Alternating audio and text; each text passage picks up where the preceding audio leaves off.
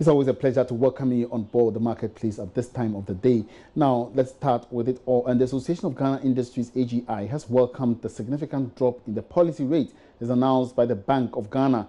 The central bank yesterday reduced the key lending rate to commercial banks by 200 basis points to 18%. The development is likely to impact positively on cost of credit in the country. CEO of the AGI, Seth Chumakwabwa, tells Joy Business he wants immediate results on cost of credit in the country. The fact that the policy rate has consistently dropped or is fallen is welcome, because we've always said that the policy rate to a large extent determines the interest rate, or at least it has an influence on the interest rate level. And businesses borrow, and they borrow at a cost. So the lending rate is actually the cost at which they are borrowing. So anytime you have a drop in the policy rate, it indicates that there's a possibility for a drop in the interest rate. So the fact that it's come down this much is something that we welcome. Now, I recall before the meeting, the Monetary Policy Committee meeting last week, a number of media people called asking for our views. And we said we were expecting it to drop because we were also looking at the macroeconomic variables. And they were all pointing to the fact that there's significant stability in the system. Inflation is dropping. Exchange rate volatility is within range, and there is, fiscal consolidation. So when you put all these factors together, we were expecting it to drop. So do you and indeed, as a dream come true? Well, I don't know if you want to call it a dream, but it's a prediction come true, not so much a dream. But indeed, it is good that it's dropped. So for us, it's a welcome development. But what will be the implication of this on the business environment for industries? Well, that is a good question. We've had consistent fall in the policy rate. And as I said, when there's a fall in the policy rate, your expectation is that it will also lead to a fall in the lending rates. Unfortunately, the lending rates are not falling proportionate to the fall in the policy rate. And that is a bit of a concern to us. So today, even if you've had the policy rate dropping so much, it is not reflecting so much in the market. And that is what we ultimately want to see. And definitely it is positive. The fact that it's not going up and it's not even being maintained and it's dropping means that there's something positive coming up. But we want to see it reflected quite strongly in the lending rates, because that is where the actual business begins. For the business people, the policy rate means nothing. If they go to the market and they are still borrowing at 25%, 30%, then to them the policy rate is nothing. And in another development, Head of Economics Department at the University of Ghana, Professor Peter Quarty, has hailed the Monetary Policy Committee's reduction in the rate as timely.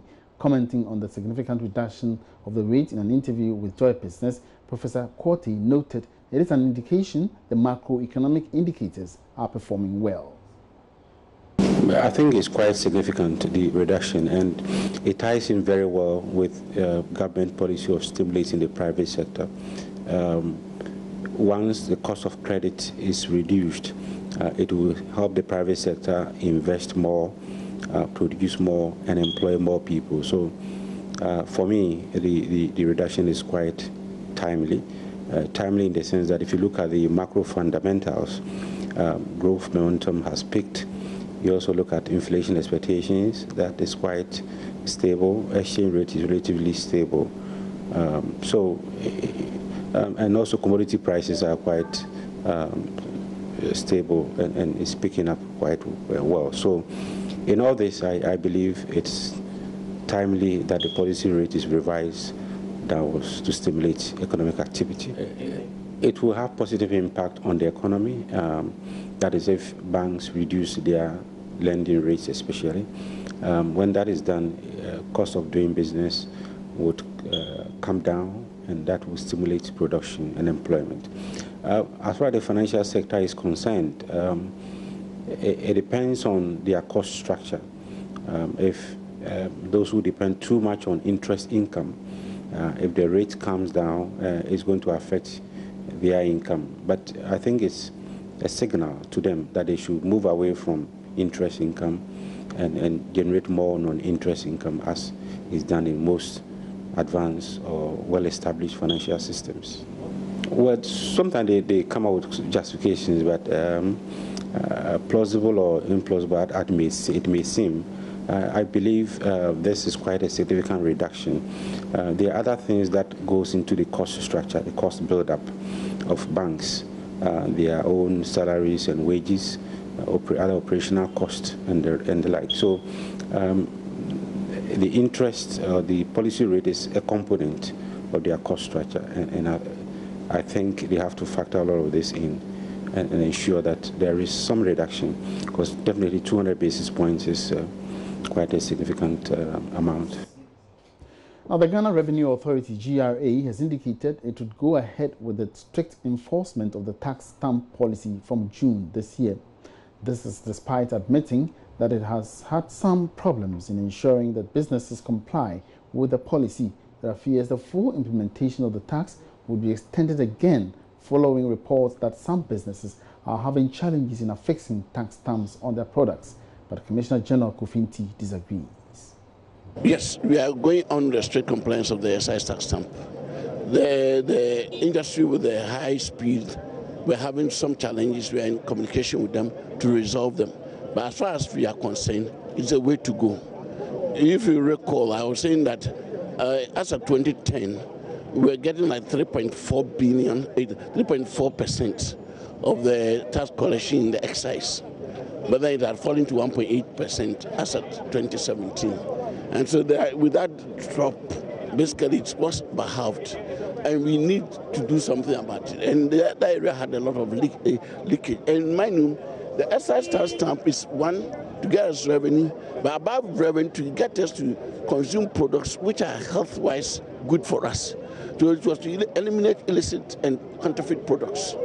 And when you look at the system where people are having kidney problems and the rest, it's because of this proliferation of bad medicines and the rest. So that if we have excise tax stamp on it, the Ghana Standards Authority would have approved of the product, and our people may be consuming good products. So for me, as a former WHO person, I'm for it, because it's more for the health of the people than anything.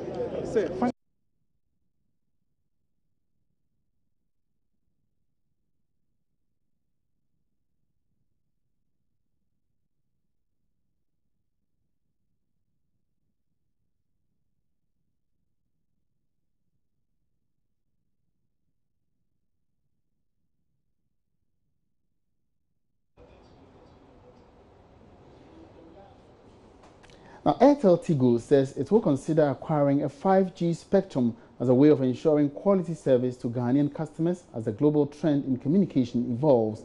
The disclosure was made by Chief Executive Officer of Airtel Tigo, Roshi Motman, who was briefing journalists on the migration of its financial service transactions onto a single platform. Ebenezer Sabute has more. According to CEO of Airtel Tigo, Roshi Motman, the company has been working to integrate and harmonize various platforms from network quality, customer service to mobile financial services, among others. Answering questions from journalists after a briefing session, the Airtel Tigo boss, Roshi Motman, noted the communication space is moving towards a bigger spectrum, and as a company, 5G will be the best way to go. We are also looking at 5G because in reality, it's time for 5G in the world and not really 4G. So it's a bit sad that in Ghana the situation is as it is. But for sure, as a telecom operator, you would want to invest in 4G and you would want to start investing in 5G, and that's what we are looking at. Both our groups, we have Bharti Airtel Group and Millicom Group that are behind this venture, are both investing in 5G, and we are now bringing on board some experts to really have a look at how this could be positioned in this market. She also commented on the company's integration process. We have invested in one platform, so it's an integration of IT and platforms. We have invested in a platform called Conviva. We believe that this is the right platform for the future. We believe that it's one of the most secure and safe platforms available in the world. And we believe that this is the platform that can also provide us with the opportunities that we need in order to be able to deliver the innovations that our customers are expecting for the future. The integration of Airtel and Tigo is also going to lead to some other points, except for the platform, which is the real customer benefits. And what we can say is that we want to make it very, very easy for our customers to use Airtel Tigo Money. On the company's mobile money platform, the director in charge of Airtel Tigo Money, Edmond Bewa, has been explaining the new Airtel Tigo Money platform. Once we have done the migration, all transactions across the ex-Tigo customer and then the ex-Airtel Money customer will be seen as on it, which means that I can actually receive the money directly into my account. The integration and the merger also present to us an opportunity of an expanded agent base. Today, one of the key transactions within mobile money is the cash in, cash out. Roshi mentioned about expanding the ecosystem, which means that our partner banks, we are also going to expand our merchants where customers can actually walk to and pay with Airtel Tigo Money. One of the things with our partner banks, apart from supporting us with liquidity, is our bank to wallet and the wallet to bank services. Bank to wallet service enables customers to be able to move money from their bank accounts into their mobile money accounts without walking into the banking hall. When completed in April 2018, customers can enable mobile money transactions across both Airtel Money and Tigo Cash wallets with ease. Ebenezer Sabute's report for Joy Business. And it's still live on the marketplace, live on Joy News, coming to you live on Multi TV with me, Emmanuel Abuaji Riafi. Now, ratings agency Moodys says recent moves by the Bank of Ghana on troubled banks could impact positively on Ghana's credit ratings. The verdict was contained in the agency's report on the economy. Now, George Riafi has been following this report and now joins me in the studio with more. George, could you please bring us updates of So how far have the process gone so far? It looks like KPMG has indeed taken over the management of the bank. They put in place some key persons as well. Just yesterday, they announced that former GCB MD Simon Donu is going to lead the process. More of, let's just say, and more of the acting MD of the bank in terms of trying to direct the affairs of the bank and all those things to ensure that they bring it up to a status where some would say that they've been able to address all their problems. We also asked the governor the question yesterday about what would happen 6 months after they complete the process. And the governor's answer was that, well, when we get there, they'll take a decision on what they are going to do, whether they're going to sell the bank or they're going to return the bank to Dufour for him to take over and manage the bank. They haven't taken a decision yet on that particular issue. All right. Sorry, we have to take an abrupt break here because we're having a developing story, and quickly we have to send you over to the press center for the details. All right, so we are not through yet with the connection. We'll get you there very soon. Now, so what again happens with the current ratings by Moody's? So Moody's, and just like S&P, Standard & Poor's, and then Fitch and all the rest, they look at a lot of development in the economy, and then because of those developments, then they say that, okay, because of X, Y, Z, we are putting you in this A rating, B rating, or that rating. Now, the banking sector, they play a critical role in the economy. So if your banking sector is in crisis, there's a tendency that governments might have to step in and build these banks out. Now, this ratings of a country is looking at what is your current financial situation and how would you be able to pay your debts back on time. So Moody's is saying that because Bank of Ghana has stepped in quickly to deal with these issues, we are not going to get to a situation where they will be bad and government might be forced to step in. So what is happening right now, it's a plus for them to look at that and say that going forward, because of these measures that the Bank of Ghana has taken, we think that it will be a positive impact on your rating because you are preventing a bad situation from happening where it could worsen your financial situation. Therefore, going forward, we believe that this could impact or influence a decision to review your credit ratings. You're currently in the B range, maybe possibly moving forward, you could get into the A range as a country like Ghana. This is what they are saying in their report. And Moody's didn't paint any picture. It will send wrong signals in the investment. I mean, from their statement again, they are quite excited that rather it will send signals that the regulator is tough. Okay. So if you bring in your capital, you are assured that things will be put in place be protected as a depositor, as an investor. All right, thank you very much. Thank you so much. So that was George Riafe bringing us updates on the current Moody's ratings on troubled banks in the country. Now let's move on. And the implementation of the Renewable Energy Fund prescribed under the Renewable Energy Act 2011 is one key reason contributing to the decline in investments in the renewable energy sector. That's according to Executive Director of KITE, Ishmael Ejekumhene. He says if the fund were to be operationalized, it will reduce pressure on energy consumption through the national grid. Here's a report by John Fafali Kofi. As the world turns to renewable energy, Ghana continues to pay lip service to the effective utilization of renewable energy as part of the country's energy mix. Currently, statistics indicate that renewable energy contributes only 1% to the national grid. The Renewable Energy Sector Act 2011 prescribes the establishment of a fund to help boost investment in power generation and also go a long way to attract businesses to the country because of reliable and cost-effective energy. But as of now, the fund is yet to be operational. Ishmael Ejekumhene is Executive Director of KITE and an energy expert. It's meant to be a fund that would support investments in renewables. Okay, so if people are able to access those funds, if they were to be in place, and they were to install some of the PV systems, ultimately the energy consumption from the grid is going to drop as they pay back their investments in the renewables. And then once your consumption is dropping and you are maybe self-generating, then you pay less, not because your renewable is free, but once you make the initial investment, you only be recovering the cost of the benefit from the investment. So there isn't a direct correlation between the fund and the price of electricity. But what it does is that with the net metering system that they've introduced, for example, a private developer can put solar panels on their rooftops, and then you have a meter that records what you generate and what you consume from the grid. At the end of the month, they set it off so that if you consume 100 from ECG and you were able to generate 50 into the system, you pay the difference. Okay, so that's what we call the net metering. Electricity in Ghana today reaches 85% of the population, with 15% of the rest in darkness. Several of these areas, according to the Ministry of Energy, will be difficult to reach with conventional power. It says renewable energy will have to be utilized. Ms. Ejekumhene further explains how. A lot of people have become conscious of the cost of electricity. So most people are on their own volition, even looking for ways to bring their costs down by, like I said, going into renewables.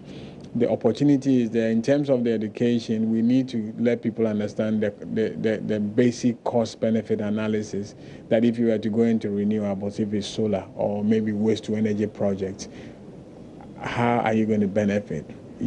Once you have the system installed, even though the initial cost is high, it pays for itself over the life of the project. So if it's going to be 20 years, you are guaranteed that once it's well installed, you're going to recoup your investment through free electricity coming through the technology that you've installed. So yes, education is important, but when people get to know about it, they need to be able to make investment decisions. The initial cost involved in fixing PV systems may be very expensive, but Ishmael Ejekumhene explains the cost keeps reducing over the years. And meanwhile, the passage of the Renewable Energy Law in Ghana in 2011 opened up the country for diverse investments, including a waste-to-electricity plant. Having started operation in September 2016, Safi Sana Ghana is now generating 192 megawatts of power. In a year, the waste-to-electricity project at Ashaiman, a suburb of Accra, is expected to generate over 580 megawatts. The passage of the Renewable Energy Law in Ghana in 2011 opened the country up for diverse investments, including a waste-to-electricity plant. Having started its operation in September 2016, Safisana Ghana has generated 192 megawatts of electricity. In a year, the waste-to-electricity project at Ashaiman, a suburb of Accra, is expected to generate over 580 megawatts of electricity. Located in one of the areas in the capital struggling with waste management, perhaps Safisana has come to salvage the situation. Waste from the markets, human and other solid waste, is sieved and directed to an anaerobic digester. In this 2,500 cubic meter balloon, the process of biogas production begins. Biogas, which is fed into a fuel combustion engine, converts to a mechanical energy powering an electricity generator to produce electricity. From this anaerobic digester, well, a lot of activities going on there coming from solid waste. It generates biogas. Now the biogas goes into this generator and the generator converts it into electricity into the national grid. 1.6 megawatts of electricity is generated from Safisana every single day, and that will be serving some 5,000 homes. We were told by the Power Regulatory Commission that it is the first one that is feeding electricity into the grid. The ones that we know in West Africa are privately owned or for companies and all that, but the one that is like public and is feeding electricity into the grid, this is the first one. Producing below capacity, country manager Raymond Okrofu says the plant could produce 2.4 megawatts of electricity a day. Waste brought to the plant is, however, not properly sorted, making it difficult to produce. At a capacity of 30 tons of waste, the company currently does some 20 tons a day. It takes 60 to 90 days for the waste sent into the anaerobic digester to totally rot. From there, the liquid waste is pushed into these drying beds where the water is drained out and the soil used as organic fertilizer. The water is used again to mix the waste and sent to the anaerobic digester. This single project cut across many areas. You can see that we are producing compost, which will be used to revitalize the depleted soils. And then we are also providing sanitation for slum community like Ashama, where we are.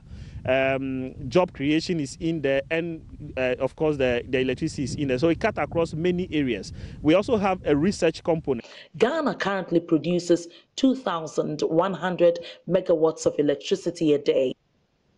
53% of the energy mix from hydro, diesel, and biogas is generated by the private sector. The Safisana plant, costing 2.4 million euros, originates from Netherlands with investments from the African Development Bank.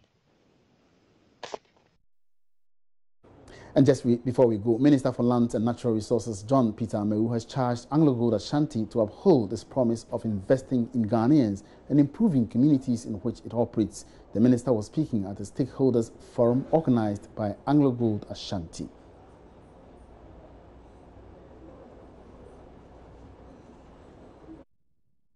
We no longer want to see Obuasi being overtaken by people who don't own the resources. Ghana has been mining for 100 years, and we must be able to own the capacity, the core competence to mine. If for 100 years we don't have people...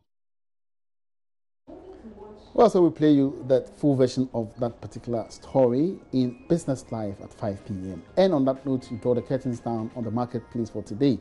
It's been a great pleasure having you on board. My name is Emmanuel Abuaji. Have a good afternoon.